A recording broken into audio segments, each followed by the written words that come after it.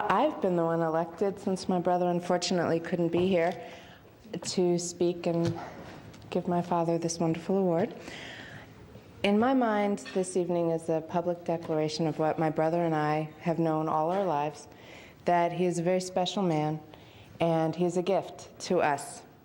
He's been a role model. He's inspired us to achieve, not just us, but because of his tremendous charity work and work through the church, others also. The time he has spent with us has shown us it's just been amazing. He's been an awesome father, an incredible father. We're very blessed. And he's always demonstrated the importance of faith, family, love, and we thank him for his support, his unselfish love, constant support. I know I said that. And we appreciate him very much, and congratulations.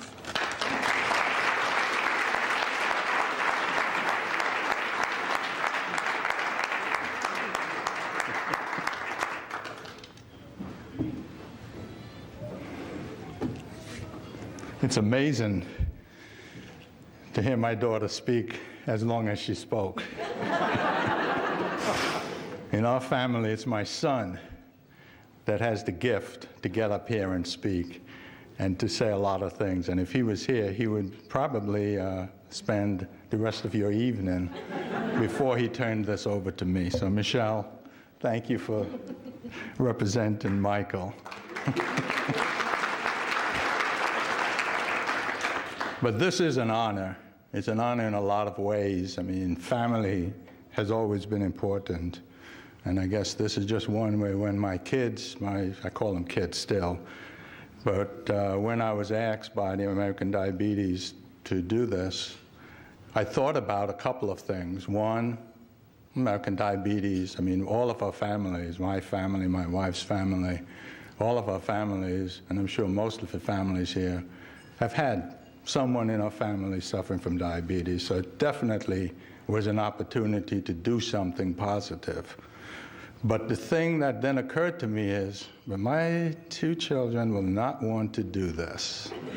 I mean, they will probably kill me if I said yes.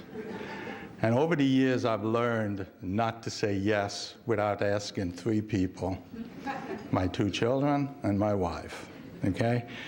And I didn't always listen to them, but at least I asked after I learned the hard way.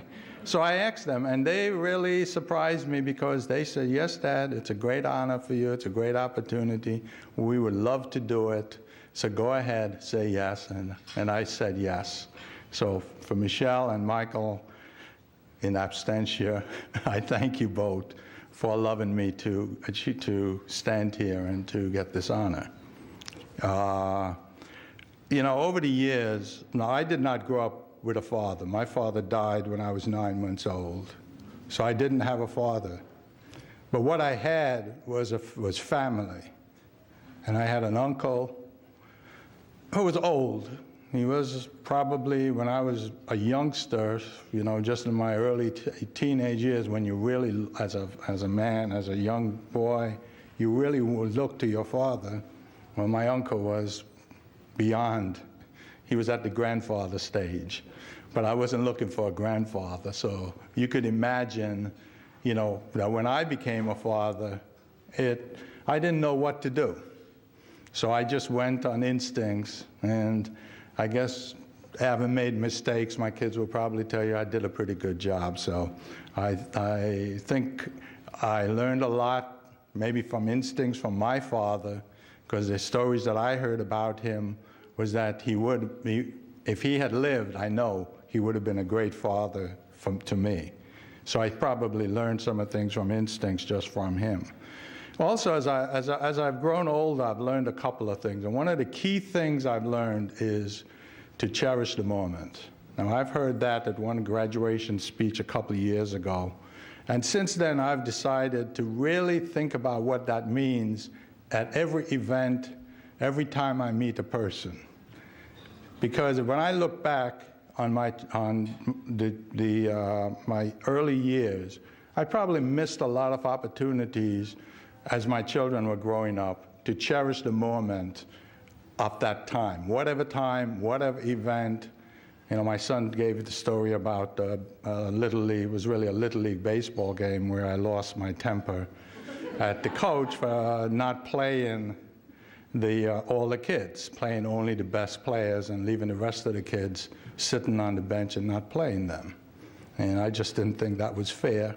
Of course, I didn't realize the impact it would have on my son for him to this day to remember that story. But the point is that there are those moments as your children are growing up that really you need to cherish.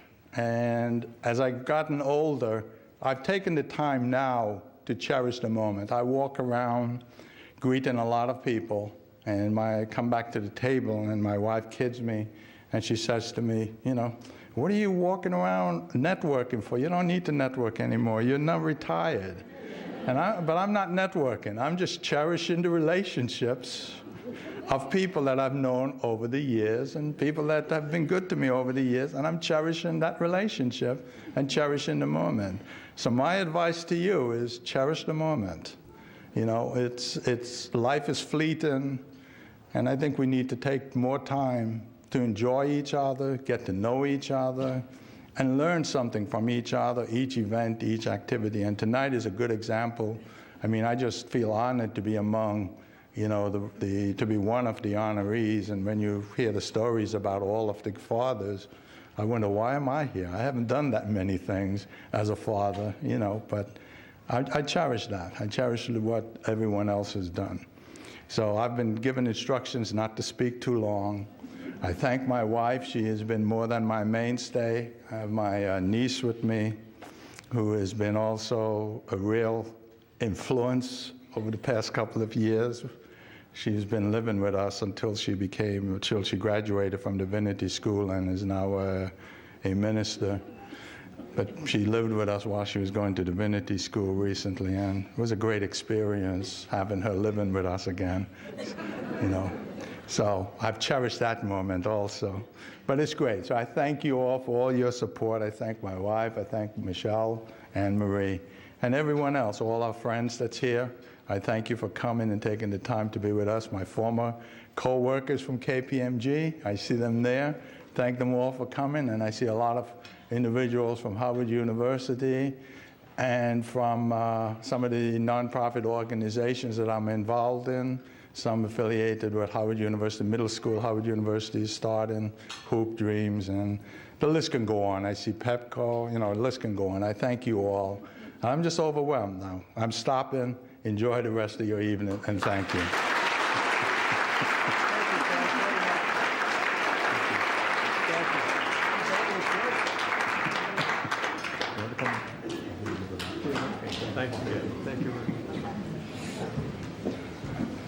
Thank you very much, Frank and family. Congratulations. Our next honoree as Father of the Year is Harry G. Robinson III.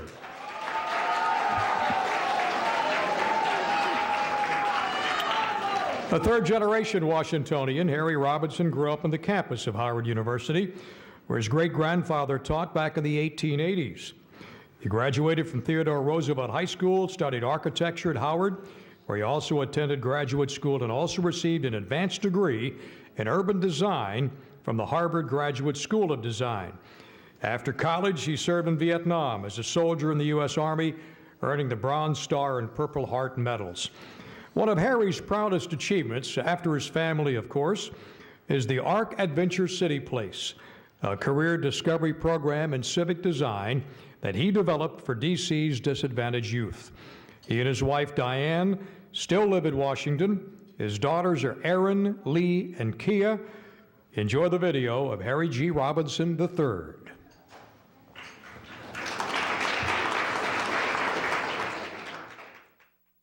I came from a family of great fathers. My father and my uncles and my grandfathers were all great fathers. So I couldn't help but be successful as a father. I had these great role models.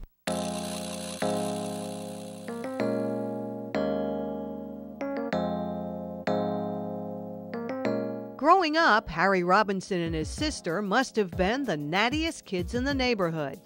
And if their mom lovingly dressed them, their dad showered them with attention. When I was playing high school football, he came to every football game. He left work at 3:30. He was there all the time. So he was very supportive of whatever I wanted to do and was always there for me. He's just a family man. That's the way he was brought up. I really wish that his parents were here to watch him receive this award. Today, he's better known as Professor and Dean Emeritus of Howard University's School of Architecture and Design. But to his kids, as they reminisce about their childhood, he's just Dad. Growing up, he was real big on taking us to museums. I've been to every museum in DC. Probably by the age of 10, I had seen every museum. The things that I remember most from my childhood were the trips to the museum, to the bookstore, to the zoo. We didn't do a lot of fancy things. We just did very simple things like going to museums and spending the day out and about in Washington and just enjoying our city. He was also the cool dad in the neighborhood, doing fun, quirky things. He made time for the family, so it was easy.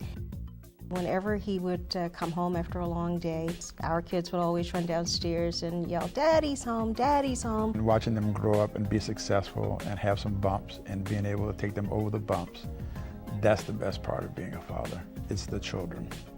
He has this intense passion about his children and about his family, and he's very emotional about their achievements. We always say, "Uh-oh, he's getting ready to cry, he's getting ready to cry."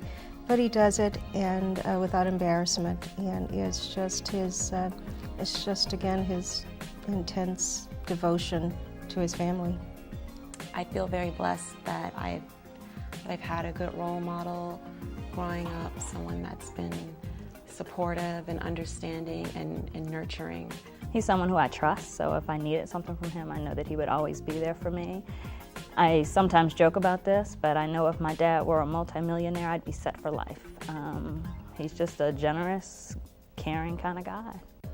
My dad has touched the lives of many of his students at Howard University, has been a good role model for a lot of different people, and has really just dedicated his life to helping other people. In his leadership role in the African American community, Harry Robinson looks to make some positive changes in his world. My grandmother had diabetes, and I can recall going to the pharmacy with my father to get insulin for her. It ravages the African American community. We have to take note of this and make known that it can be cured, that it can be controlled, and that you can do things to keep from getting diabetes. Along the way, Harry Robinson has influenced many people and made many friends, but his biggest fans can still be found at home. I love you, and just thank you for making me into the woman that I am today. And I love you. I love you.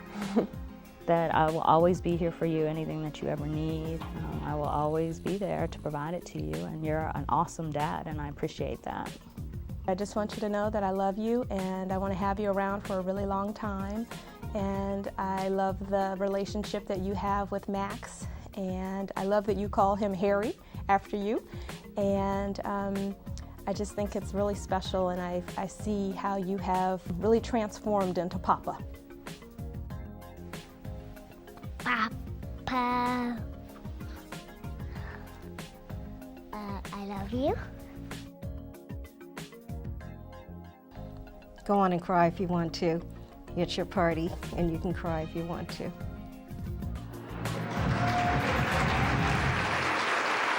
Ladies and gentlemen, please welcome our next Father of the Year, Harry Robinson and his family.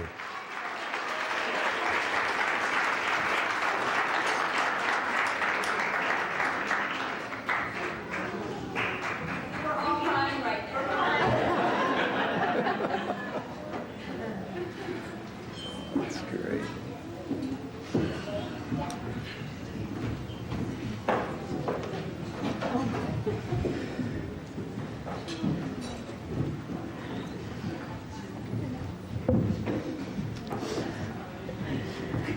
we're all crying here tonight. My sister reminded me that when we did that video, I certainly agreed to come up here and speak. And I'll tell you that all day I sat there with a pad and a pen, and I was writing and writing and writing. And there are just so many things that are really wonderful about our dad.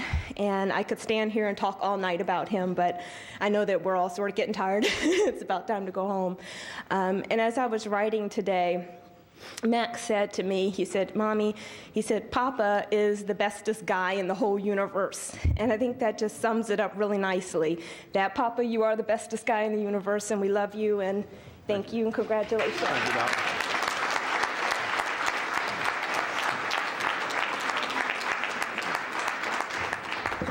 As I was sitting there being passed over, I was thinking, I don't want to be after Mark because he's going to make jokes. I don't want to be able to follow him. I can follow Frank because Frank was right down where I wanted to be. One of the things you found out about this dinner as you look out is who your friends are. You came, they stayed, and I appreciate that. My Howard colleagues, my good friend Jay Groen, the Raspberries, Starmanda, Jim Wells, Martha Barron. Really great to have all of you here. This is a great honor. As I said in the video, it is really about a family. This couldn't have been possible without a family. I just happen to be a father. Don and I decided really early on that I would be the hunter and gatherer, often having more than one job, often having more than two jobs, David. And she would stay home and take care of the kids. She did a great job of that, and I thank her. I thank you all for coming. I thank ADA. This is my sister, Joan. I was born on her second birthday, so I was her birthday present, and I'm going to ask her to come say a few words. Joni, please, come and say a few words. I cry more than he does, so I'm not going to say a whole lot. But we just came from a wonderful background. Butch and I had a family that was just awesome in every respect. It was a true sense of family. Our parents, I just wish they were here tonight. They would be so proud, so very proud. But like he said, we had two wonderful grandfathers, great-grandfather, uncles, and it was just a strong sense of family. So he couldn't help but turn out to be the awesome, wonderful person he is, and we're so proud of him. Thank you, Don.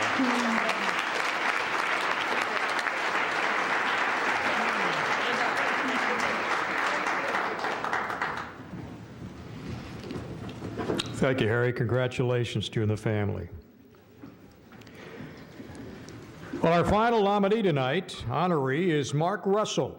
And according to Mark's bio, he was born in the 30s or the 40s in Buffalo, New York. Mark served in the Marines in the 50s, had a couple of weekends of college before starting out as a piano player in the Carroll Arms Hotel Bar over on Capitol Hill. Mark made up jokes and songs about his customers, many of whom just happened to be politicians, and quickly outgrew that bar. He was the resident comedian at the Washington Shore Motel from 1961 to 1981, and for nearly 30 years was host of the Mark Russell comedy specials on public television. Mark continues to tour the country today, delighting all with his songs and with his humor. His children are Monica, John, and Matt. Enjoy the video of Mark Russell.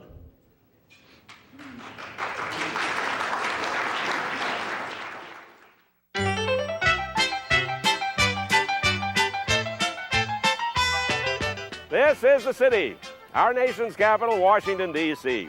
I live here for the same reason a coal miner lives near the shaft. This is the mother lode of political jokes.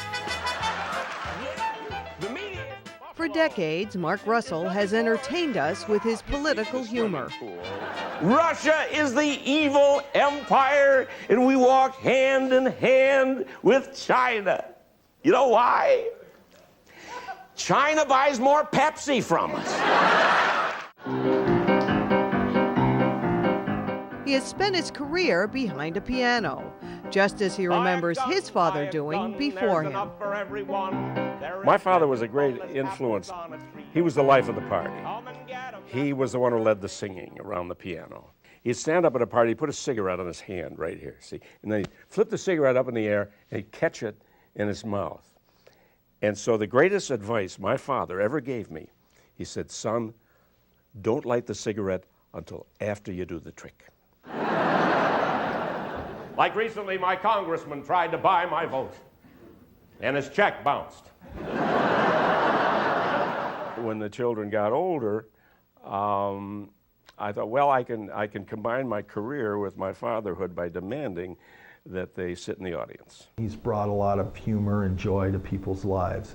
There's no greater feeling than I get than going to one of his events and watching people laugh and enjoying it. My dad is a great man. He's an incredible man. He certainly has made a living making people laugh. He certainly has made his kids laugh throughout our childhoods. But the life of a performer sometimes took its toll when it came time for him to be a father himself. I was a terrible father. I was a vagabond entertainer bouncing around the country on the road, and it reached a point where I'd have to wear a name tag at family reunions. I can tell you right now, Washington, D.C. is wallowing in squalor, suspicion, cynicism, and corruption, which is why I wouldn't live anywhere else. Even though he made his living poking fun at Washington's politicians, Russell fell in love with his adopted hometown. Over the years, he's raised millions of dollars for D.C. causes. That becomes part of your life, to just lend a hand. We have an obligation to make it a good town, a good city to live in, and so it's a pleasure to do it. It's a great opportunity to do it. My father was always very involved in church and volunteered in a number of ways in the community. He didn't make a big deal about it. He didn't even really talk about it. He just did it, and that set a great example for us. Today, Mark Russell is a proud grandpop, and his family seems to think it's his favorite role of all.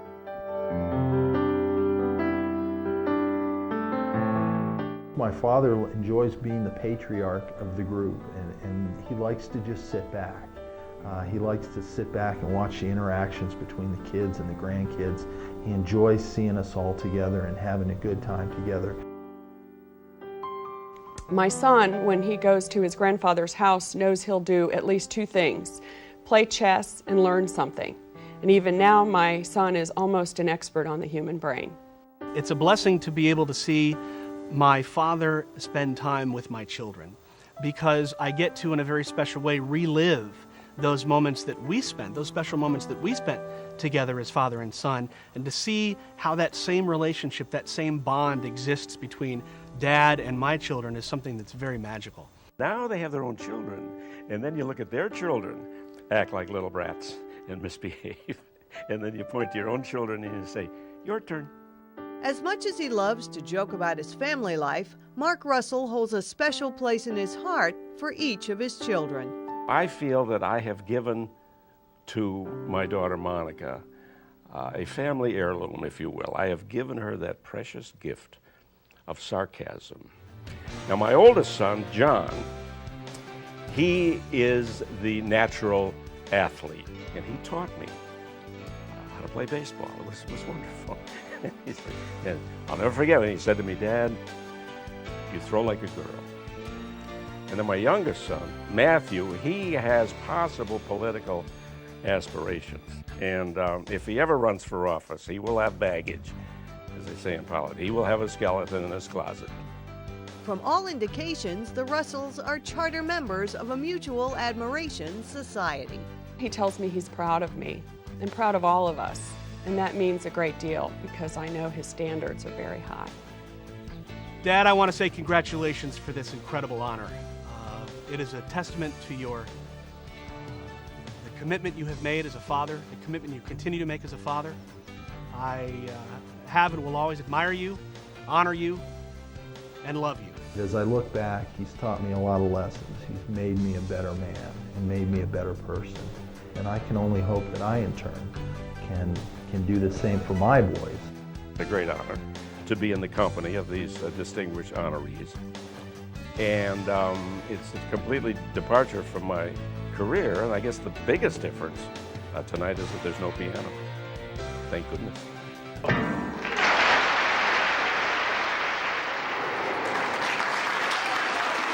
Now, ladies and gentlemen, please welcome our final Father of the Year, Mark Russell and his family. Mark.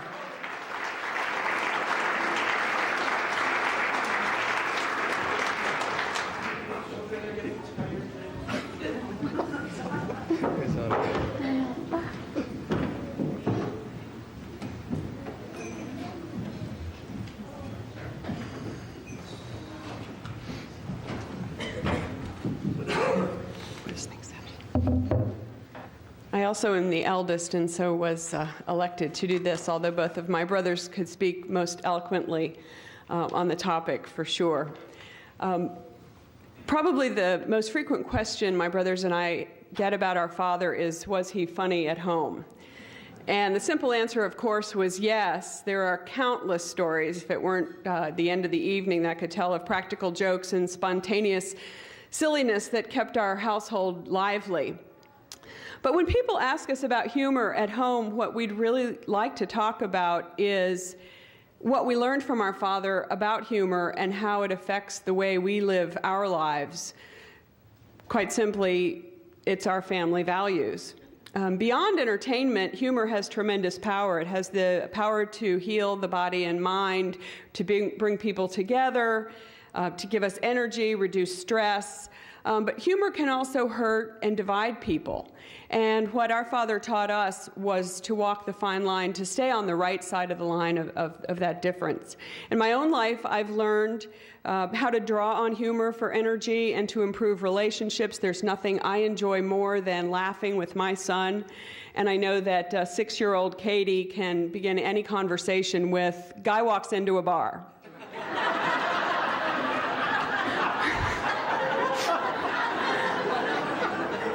But our father taught us to use humor only for good. He taught us to be clever, be smart, be edgy, but keep it clean and keep it fair. Very few humorists, especially nowadays, hold themselves to that high standard. But our father is one of the rare few who can put people of all ages in stitches, gasping for breath, and still keep it clean. Finally, another trait that he's passed on to us is his strong work ethic. People who make people laugh for a living have to be in a good mood themselves every time they go to work, and that's not always easy. There are days when you don't feel well, days when you're just in a bad mood, you may be dealing with adversity or disappointment, and year after year after year, he just goes on, and he makes people laugh, and he inspires people, and that is truly a gift that he's given all of us. So for that, we thank you and congratulate you.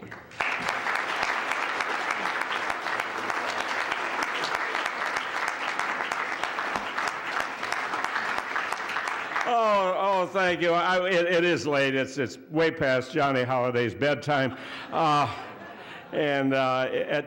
was Monica Wells, my daughter, her husband Marty, and then there's their son Joseph, and this is Katie, and there's Danny. This is my wife Allie Russell, and there's Joseph, and then there's and Matt, almost the tallest one there, and then his wife Nancy, and they're all here.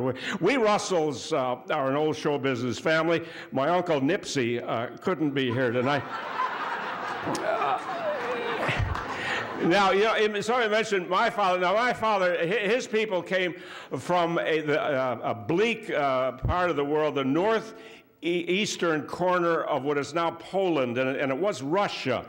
And this is in the 19th century. They were back there, and it was so miserably cold and bleak and freezing in that place that they had but one dream: to leave and go to Buffalo. Now, when I was growing up there, I had the idea that Father's Day was thought up by the liquor industry, because that's what you gave your father. If you were an adult, and you go to a liquor store and you get the old man a bottle of booze and maybe a shirt and tie, and that's no longer true, and it's probably just as well. I mean, today in 2005, a Father's Day gift would be anything from software to earrings. Now, I was to show an example of the modern life and the times that we live, and I'm computer illiterate, for example. The only electronic device I know how to operate is the toaster. I can download toast, or is it upload? Anyway, by the way, I've got 7 grandchildren, and Katie here is the only girl, and there are 4 of them. John's kids can't be here tonight, but the 5-year-old, he's the one who said to me one time, he said, "Grandpa, when are you going to make a noise?"